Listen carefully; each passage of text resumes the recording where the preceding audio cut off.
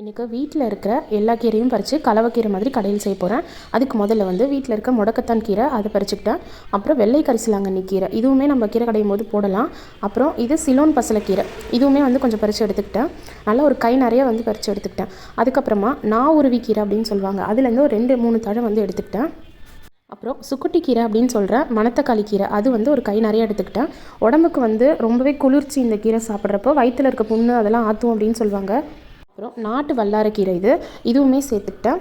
இதுவுமே உடம்புக்கு ரொம்பவே நல்லது, பிரெயின் ஃபங்க்ஷனுக்குலாம் நல்லது அப்படின்னு சொல்லுவாங்க. இது தவசிக்கீரை, இது மல்டிவிட்டமின் கீரைன்னு சொல்லுவாங்க. அப்புறம் இது நாட்டு பொன்னாங்கண்ணி கீரை, இதையும் கொஞ்சம் பறித்து எடுத்துக்கிட்டேன். அப்புறம் முசுமுசுக்க கீரை, இதுலேயுமே ஒரு 2 தழை பறித்து எடுத்துக்கிட்டேன். அடுத்ததாக பறிச்சது எலிக்காது கீரை அப்படின்னு சொல்லுவாங்க.